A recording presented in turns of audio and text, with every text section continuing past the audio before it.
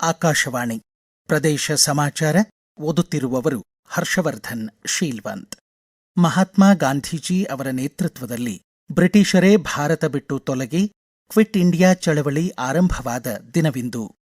1942ರಲ್ಲಿ ಮಾಡು ಇಲ್ಲವೇ ಮಡಿ ಎಂಬ ರಣಮಂತ್ರದೊಂದಿಗೆ ಆಂದೋಲನದಲ್ಲಿ ಪಾಲ್ಗೊಂಡು ದೇಶಕ್ಕಾಗಿ ತ್ಯಾಗ ಹಾಗೂ ಬಲಿದಾನಗೈದ ಮಹಾನ್ ಚೇತನಗಳಿಗೆ ನಾಡಿನ ವಿವಿಧೆಡೆ ಇಂದು ಗೌರವ ಅರ್ಪಿಸಲಾಗುತ್ತಿದೆ.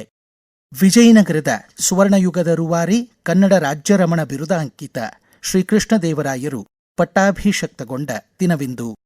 12ನೇ ರಾಷ್ಟ್ರೀಯ ಕೈಮಗ್ಗ ದಿನಾಚರಣೆ ಹಿನ್ನೆಲೆ 2026ನೇ ಸಾಲಿನ ರಾಜ್ಯಮಟ್ಟದ ಕೈಮಗ್ಗ ನೇಕಾರರ ಪ್ರಶಸ್ತಿಗೆ ಇಳಕಲ್ ರೇಷ್ಮೆ ಸೀರೆ ನೇಯ್ಗೆಗಾಗಿ ಬಾಗಲಕೋಟೆ ಜಿಲ್ಲೆ ಗುಳೇದಗುಡ್ಡದ ಗುರುನಾಥ್ ಗೊಂಡಬಾಳ್ ಪ್ರಥಮ ಸ್ಥಾನದೊಂದಿಗೆ 25,000 ರೂಪಾಯಿ ನಗದು ಬಹುಮಾನ ಪಡೆದಿದ್ದಾರೆ.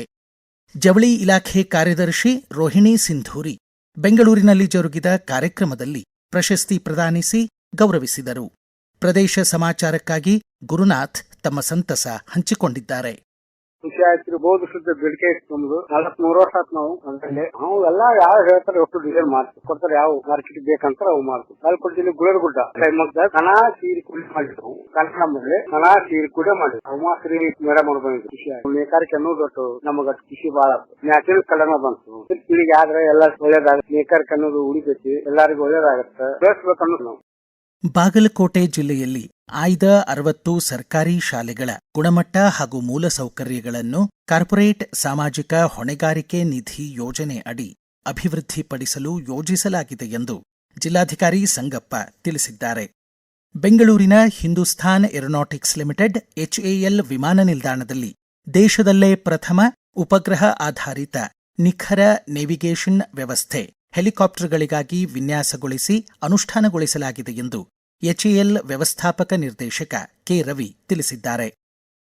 ಕೊಪ್ಪಳ ಜಿಲ್ಲೆ ಮುನಿರಾಬಾದಿನ ಕಾಡಾ ಸಭಾಂಗಣದಲ್ಲಿ 11ನೇ ತಾರೀಖು ಮಧ್ಯಾಹ್ನ 3:30ಕ್ಕೆ 126ನೇ ನೀರಾವರಿ ಸಲಹಾ ಸಮಿತಿ ಸಭೆ ನಡೆಯಲಿದೆ.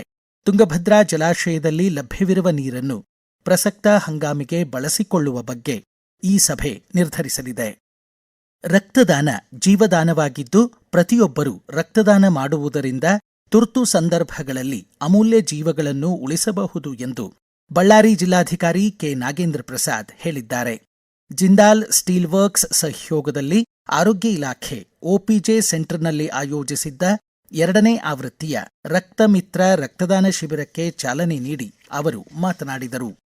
ಚಿಕ್ಕಮಗಳೂರು ಜಿಲ್ಲೆ ಮೂಡಿಗೆರೆ ಚಾರ್ಮಾಡಿ ಘಾಟ್ ರಸ್ತೆಯ ಕೊಟ್ಟಿಗೆಹಾರ ಬಳಿ ನಿಂತಿದ್ದ ಲಾರಿಗೆ ಕಾರು ಅಪ್ಪಳಿಸಿ ತುಮಕೂರು ಜಿಲ್ಲೆ ಗುಬ್ಬಿ ತಾಲೂಕು ಹಳಿಲಗದ್ದೆ ಗ್ರಾಮದ 3 ಸಾವನ್ನಪ್ಪಿ 2 ಗಂಭೀರವಾಗಿ ಗಾಯಗೊಂಡ ದುರ್ಘಟನೆ ಇಂದು ಬೆಳಗ್ಗೆ ಸಂಭವಿಸಿದೆ. ಹಣದಿಂದ ಸಾಧನೆ ಸಲಕರಣೆ ಪಡೆಯಬಹುದು, ಧರ್ಮ ಮಾರ್ಗದಿಂದ ಮಾತ್ರ ನೆಮ್ಮದಿ ಶಾಂತಿ ಗಳಿಸಬಹುದು ಎಂದು ಶ್ರೀ ಸತ್ಯಾತ್ಮ ತೀರ್ಥ ಸ್ವಾಮೀಜಿ ನುಡಿದರು. ಧಾರವಾಡದ ಉತ್ತರಾದಿ ಮಠದಲ್ಲಿ 31ನೇ ಚಾತುರ್ಮಾಸ್ಯ ನಿಮಿತ್ತ ಸ್ವಾಗತ ಸಮಾರಂಭದಲ್ಲಿ ಅವರು ಆಶೀರ್ವಚನ ನೀಡಿದರು. ತಮ್ಮ ಪೂಜ್ಯ ಗುರುಗಳಾದ ಶ್ರೀ ಸತ್ಯಪ್ರಮೋದ ತೀರ್ಥರ ಜನ್ಮಸ್ಥಳವಾದ ಧಾರವಾಡ ತಮ್ಮ ಮೇಲೆ ಅನುಗ್ರಹದ ಧಾರೆ ಎರೆದಿದೆ ಎಂದರು. ಮೇಲುಕೋಟೆಯ ಖಾದ್ರಿ ಶಾಮಣ್ಣ ಸ್ಮಾರಕ ಟ್ರಸ್ಟ್ ಬೆಂಗಳೂರಿನ ಶೇಷಾದ್ರಿಪುರಂ ಕಾಲೇಜು ಸಮ್ಮೇಳನ ಸಭಾಂಗಣದಲ್ಲಿ ಇಂದು ಬೆಳಗ್ಗೆ ಆಯೋಜಿಸಿದ್ದ ಸಮಾರಂಭದಲ್ಲಿ ಹಿರಿಯ ಪತ್ರಕರ್ತ ಎನ್. ಉದಯಕುಮಾರ್ ಅವರಿಗೆ ಮಾಜಿ ಮುಖ್ಯಮಂತ್ರಿ ಸಿದ್ದರಾಮಯ್ಯ ಖಾದ್ರಿ ಶಾಮಣ್ಣ ಪತ್ರಿಕೋದ್ಯಮ ಪ್ರಶಸ್ತಿ ಪ್ರದಾನಿಸಿ ಗೌರವಿಸಿದರು. ರಂಗಭೂಮಿಯ ಹಿರಿಯ ಕಲಾವಿದೆ ಜಯಲಕ್ಷ್ಮೀ ಪಾಟೀಲ್ ಅವರ ಕುರಿತು ಪತ್ರಕರ್ತ ಡಾ. ಗಣೇಶ್ ಅಮಿನಗಡ್ ರಚಿಸಿದ ರಂಗಬಾನಾಡಿ ಕೃತಿ ಧಾರವಾಡ ರಂಗಾಯಣದ ರಂಗಸಮುಚ್ಚಯ ಸಭಾಭವನದಲ್ಲಿ ಇಂದು ಸಂಜೆ 6:30ಕ್ಕೆ ಬಿಡುಗಡೆಯಾಗಲಿದೆ. ಬೆಂಗಳೂರಿನ ಲಾಲ್ಬಾಗ್ನಲ್ಲಿ ಆಯೋಜಿತ ಫಲಪುಷ್ಪ ಪ್ರದರ್ಶನದಲ್ಲಿ ಇಂದು ಮಧ್ಯಾಹ್ನ 1 ಗಂಟೆಗೆ ಚಿತ್ರನಟಿ ಅಮೂಲ್ಯ ಜಗದೀಶ್ ಇಕೆಬಾನ್ ಪುಷ್ಪರಂಗೋಲಿ, ತರಕಾರಿ ಕಲಾಕೃತಿ, ಡಚ್ ಹೂವಿನ ಜೋಡಣೆ ಹಾಗೂ ಬೋನ್ಸಾಯಿ ಗಿಡಗಳ ಪ್ರದರ್ಶಿನಿ ಉದ್ಘಾಟಿಸಲಿದ್ದಾರೆ. ಚಾಮರಾಜನಗರ ಜಿಲ್ಲೆ ಹನೂರು ತಾಲೂಕಿನ ವಿವಿಧೆಡೆ ಸಚಿವ ಸಿ. ಪುಟ್ಟರಂಗಶೆಟ್ಟಿ ಬರ ಅಧ್ಯಯನ ನಡೆಸಿದರು. ಇಲ್ಲಿಗೆ ಪ್ರದೇಶ ಸಮಾಚಾರ ಮುಕ್ತಾಯವಾಯಿತು. ನಮ್ಮ ಮುಂದಿನ ರಾಷ್ಟ್ರೀಯ ವಾರ್ತಾ ಪ್ರಸಾರ ಮಧ್ಯಾಹ್ನ 1:10 ನಿಮಿಷಕ್ಕೆ.